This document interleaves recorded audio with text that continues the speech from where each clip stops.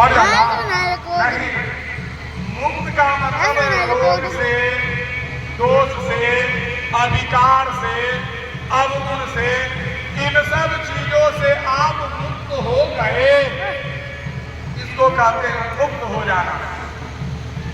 इसीलिए कहा गया है सत्ता है भूतम चेत सर्वथा प्रदायकं सनकादय पुरा प्रोक्तम नारदाय दया परे।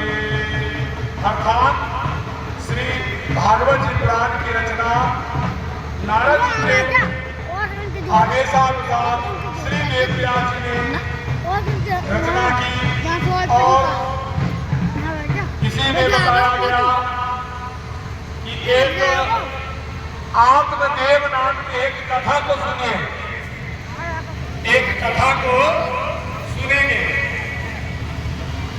कि घर में कैसे कुपत्तर हो जाता है, उसी की कथा है। इसलिए तो भागवत पुराण की कथा है। एक बड़े ही पूजा पाठ करने वाले, धर्म कर्म में रुचि रखने वाले एक ब्राह्मण थे। उनका नाम था आत्मदेव। उनका विवाह हुआ, औरत के नाम यानी पत्नी का नाम था धुंधली। धुंधली जो थी तो नाम भी धुंधली और काम भी धुंधली। तो वो कभी पूजा पाठ करती नहीं, कितने कितने दिनों तक के नहाती भी नहीं थी। इसी तरह से मतलब कर्कश वचन बोलने वाली, हर समय में लड़ाई झगड़ा करने वाली। वे बेचारे पंडित जी जो आत्मदेव जी जो थे, वो सोचे कि कौन इससे जाता है मुंह लगाने, चलो भैया हम अपना पूजा पाठ में लगे रहे।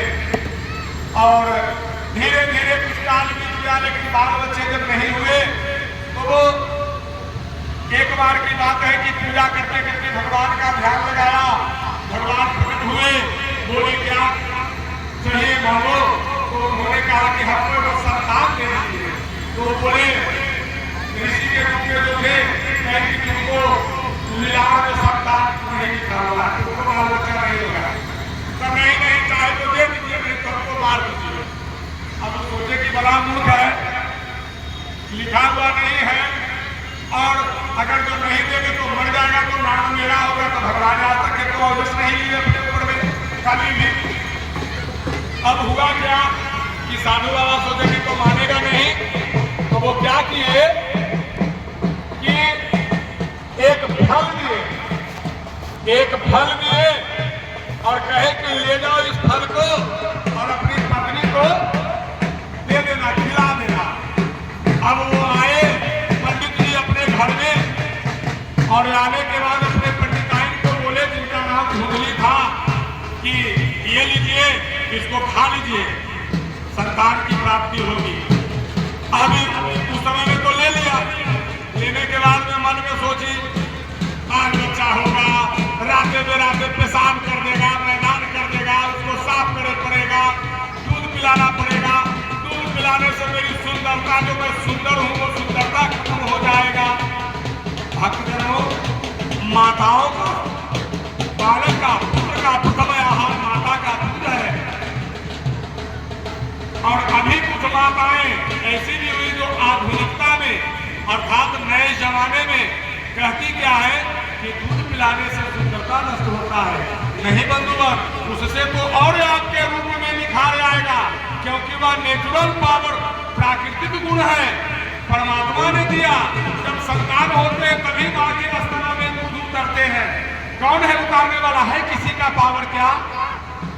ये परमात्मा की देन है, भगवान का देन है। तो हमें इन बातों को समझना है कि परमात्मा हमें संदेश देते हैं। तो ये तो धुंधली जो है, ये फल क्या की कि उसकी जो बहन थी वो उसकी बहन को दे दी, और उसकी बहन जो थी वो गर्भवती थी, अर्थात उनको बच्चा होने वाला था। और इधर ये क्या की धुंधली यानी पंडित जी के पत्नी पंडिताइन जी, कि पंडित जी तो दे दिए हैं और कहे हैं कि ये खाओगे इसको तो संतान होगा, हम तो खाए नहीं। तो क्या किया कि वो दे दी अपनी बहन को, और उसकी बहन तो गर्भवती थी, इसलिए वो दिया वो गाय को, वही जो गाय रहती थी उस गाय को खिला दी। धीरे धीरे भगवान की कृपा हुई और इधर ये पंडिताई जो थी जो झूठ मूठ के अपने पेट पर कपड़ा बांध करके पंडित जी के सामने में आए, तो पंडित जी सोचे कि मेरी पत्नी गर्भ से है, पुत्र होगा, संतान होगा, इस तरह से। तो